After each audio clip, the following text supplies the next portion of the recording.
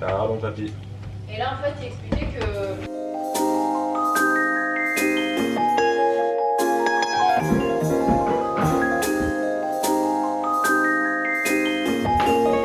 Eh, c'est lundi aujourd'hui. Bah oui, c'est lundi. C'était le week-end et là maintenant c'est lundi. J'ai déposé les filles à l'école ce matin, Elena et Olivia. Là, je vais détendre des draps ici. Pourquoi je vous ai filmé ça? Parce que c'est une abonnée qui nous a dit, nous voyant continuer à étendre nos draps sur les portes, nous a dit mais pourquoi vous n'utiliseriez pas votre rambarde pour étendre vos draps? Moi c'est ce que je fais, j'ai un escalier, ça permet effectivement d'étendre tes draps, hein. T'as quand même pas mal de surface et ça sèche très vite. Bah oui, ça sèche beaucoup plus vite et puis en plus nous on a une fenêtre là juste au-dessus de ma tête que j'ai ouvert là pour faire rentrer du vent et aussi pour aérer parce que là on est en plein dans les microbes donc il faut aérer. Bon, il faut pas aérer que quand tu es dans les microbes mais quand tu as des malades à la maison, c'est toujours mieux d'aérer. Hein. Donc on aère, on aère, on aère. La nuit a été très compliquée. Bibou vous racontera peut-être ça tout à l'heure, quand elle sera disponible. Là, elle n'a pas trop envie qu'on la voie parce qu'elle n'est pas dans une super forme. Voilà. Donc on va attendre qu'elle ait pris sa douche, qu'elle se soit habillée, pour qu'elle puisse apparaître à l'image parce qu'elle a une nuit très, très compliquée. Et papy il a passé la nuit ici, donc est-ce qu'il va mieux qu'hier? Je ne peux pas vous dire, juste ce que je peux vous dire c'est que bah oui, il a fait pipi sur cette poubelle là, hein, je me suis même pas occupé d'ailleurs. J'ai juste mis des torchons, j'ai vu ça vite fait ce matin en amenant les filles à l'école. C'était prévisible, hein, vu qu'il n'a pas l'habitude de se retenir son pipi ou son caca. Il n'a pas de rythme de sortie comme un chien de la ville, tu vois. Noémie, mais fais attention, marche pas là-dessus. On a de la chance, il n'a pas fait caca. Voilà, donc il a fait juste son pipi. Ensuite, ce matin, je l'ai sorti. Je sais pas s'il a fait caca, parce que je l'ai mis dans le jardin le temps que je mette les filles à l'école. Ensuite, je l'ai re-rentré là. Bon, donc on continue à surveiller. Là, toujours problème à poser sa patte, mais ça m'a l'air d'aller mieux qu'hier. Donc on a essayé de voir s'il y avait une épine, une bête, un morceau de verre ou de cactus ou je ne sais quoi. On n'a rien vu. Mais entre hier et aujourd'hui, ça va mieux. Hier, il posait pas du tout la patte. Et là, ce matin, il arrive quand même à plus ou moins la poser. Donc bon, on surveille quand même. On continue à surveiller. Par contre, il est tranquille. Hello, il est 14 h, tout le monde est au lit, enfin les deux petites sont au lit et Elena est à l'école et moi je vais profiter du soleil pour aller faire un tour dans le jardin. J'ai rien à faire de spécial dans le jardin mais je vais aller faire un tour. Voilà, juste pour aller regarder si tout va bien, je sais pas, peut-être que je vais ramasser quelque chose, je vais peut-être trouver une activité à faire au jardin ou juste prendre l'air. Je suis très fatiguée parce que j'ai pas beaucoup dormi cette nuit mais j'ai pas envie d'aller faire la sieste. De toute façon mon lit est pris par Olivia donc comme ça le problème est réglé. Mais je sais pas pourquoi je me suis mise en tenue pour sortir juste au moment où j'étais en train de me faire une tisane. Ce qui fait que j'ai ma tisane qui est chaude et je vais aller dehors. En tout cas j'ai vu qu'il y a un endroit où j'ai mis de l'ail dans le jardin où ça pousse vraiment très très bien. Voilà, donc je suis bien contente parce que c'est une petite parcelle qui est très peu exposée à l'excès d'eau.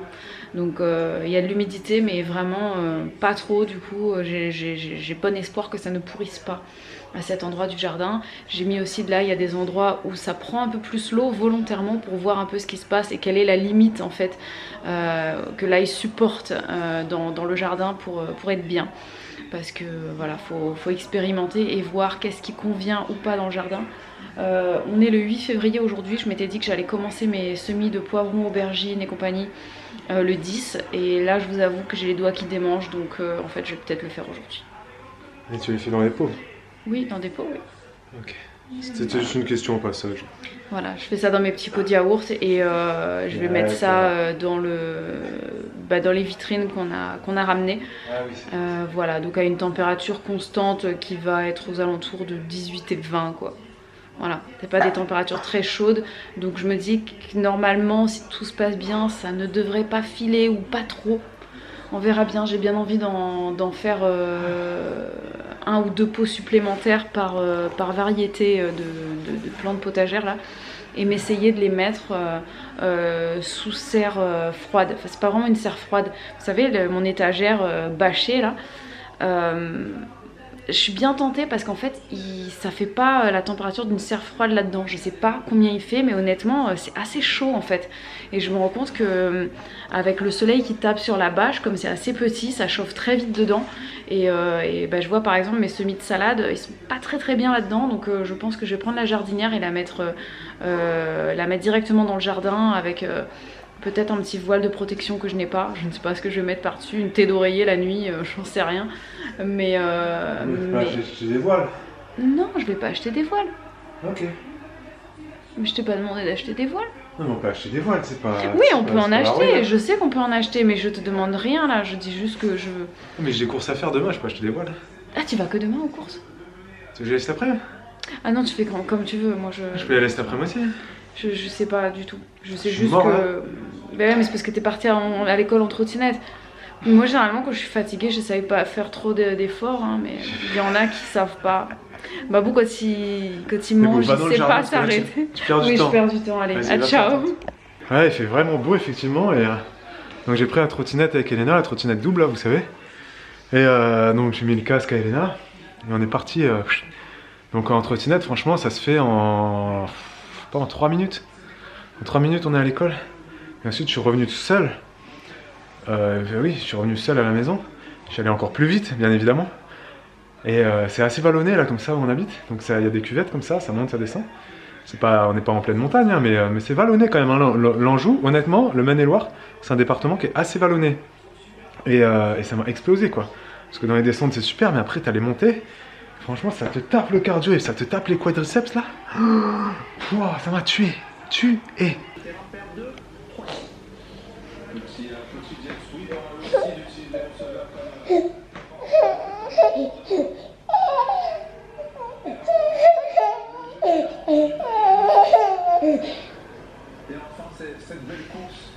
Debout, c'est mieux.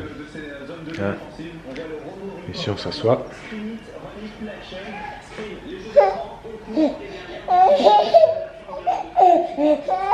Et si on s'allonge comme ça? Hein? Et si on se met debout? Ah, ok. Bon, Noémie n'a pas fait la sieste. Hein. Elle a dormi, là il est 14h30. Donc elle a dû dormir 40 minutes. Vous entendez ses pleurs. Voilà, c'est pas les pleurs d'un bébé qui est en forme. Hein. On va pas dire qu'elle pète le feu. Mais bon, ça va pas durer trop longtemps. Ok, on va se reposer, on va se soigner. Hein. Et puis on va rester debout. Parce que c'est toujours bien d'être dans les bras de papa debout. Parce que si papa il s'assoit dans le canapé, ça change la vie. Et c'est un inconfort énorme. Voilà, donc le papa ou la maman doit rester debout. Hein. Ça, c'est une notion de base à avoir. Hein. Pour les gens qui n'ont pas d'enfants, sachez-le. Quand tu portes un enfant dans tes bras, ne tente même pas le fait de t'asseoir sur une chaise ou ton canapé. Parce que l'enfant ne kiffe pas. Ne tente pas non plus de faire des mouvements. Oh, tiens, je tente de faire des mouvements. Genre on est debout, genre on marche. Non, c'est pas... Par contre, tu te mets debout. Tu peux rester statique, tout va bien. C'est incompréhensible. Hein? Mais sachez-le.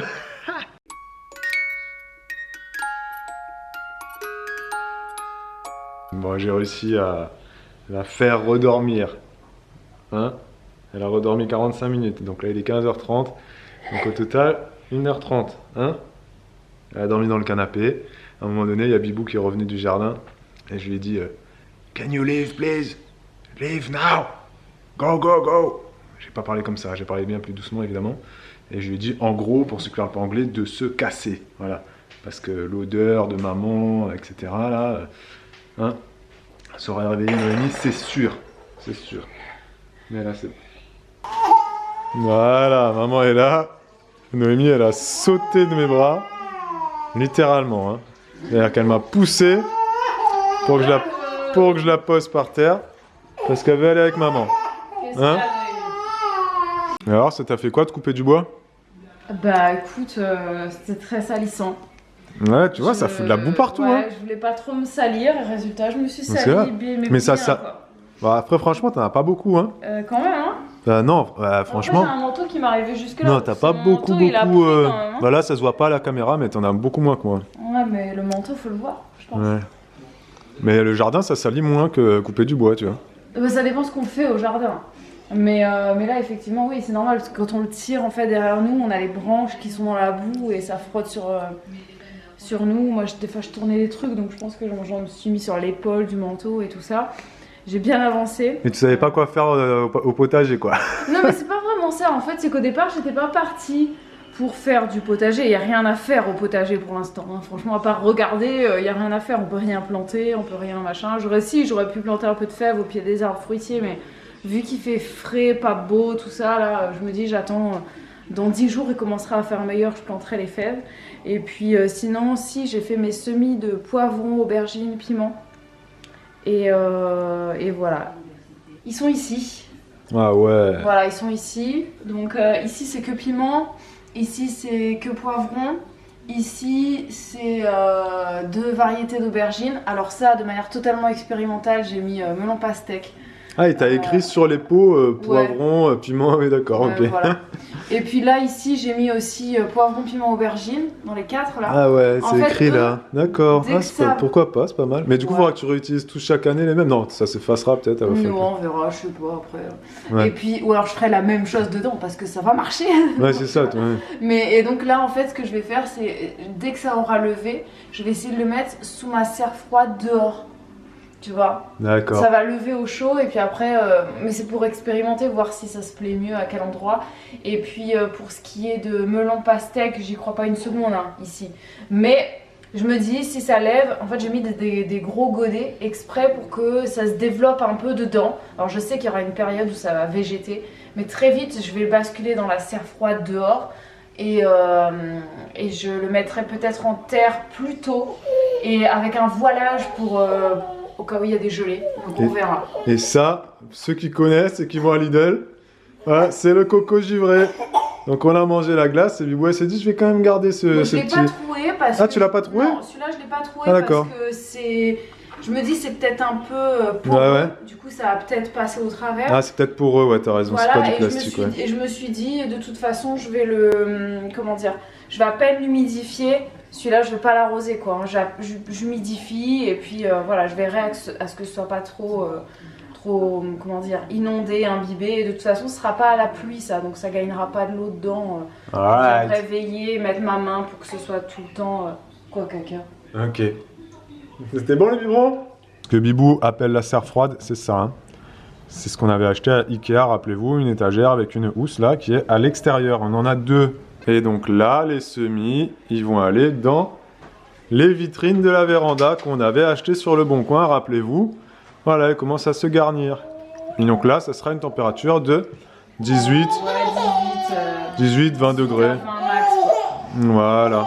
Et tant qu'on est dans le jardin, ça me fait penser, suite à un vlog où j'étais allé chercher de la paille et j'avais aussi ramené des oignons, de l'ail, de l'échalote, etc. Il y a plusieurs abonnés qui nous ont poser la question à savoir comment est-ce qu'on les stocke parce qu'il y avait beaucoup de quantité. C'est vrai que même moi quand elle m'a donné le sac je me dis oh là mais il y a combien de kilos là, je sais pas, il y a au moins 7, 8 kilos d'oignons, ail, échalotes et tout. Je lui ai dit comment je stocke ça. J'ai posé la question à la dame qui m'a vendu le foin, enfin la paille et donc les oignons. Elle m'a dit oignons, ail, échalotes. Une grande erreur que beaucoup de gens font, c'est qu'ils stockent ça au garage. Comme on stockerait des pommes de terre par exemple, ou des pommes ou autre, on stocke ça au garage, à l'abri de la lumière, etc. Souvent c'est ce qu'on fait pour les pommes de terre, surtout dans des sous-abris, etc. Elle me dit non, l'oignon et l'ail, l'échalote, non ça il faut que ça soit stocké au vent. Donc elle m'a dit, vous le stockez en extérieur, à l'abri de la pluie. Donc nous on a une petite pergola, donc je l'ai mis sous la pergola, en plein vent. Elle m'a dit il faut les stocker en plein vent. Si vous les stockez dans le garage, avec de l'humidité, dans le noir, etc. Dans le froid aussi, parce qu'il fait froid dans un garage, ça va pourrir. Alors que là, en plein vent, ça permet d'aérer l'échalote, tu vois, ça aère l'échalote, et du coup apparemment tu la conserves mieux. Donc j'avais jamais entendu ça de ma vie, mais évidemment je lui fais entièrement confiance et la petite dame elle était très gentille. C'est la maman d'une abonnée, je vous l'ai déjà dit, je le répète. Et du coup voilà, là c'est stocké comme ceci, comme je viens de vous le montrer là.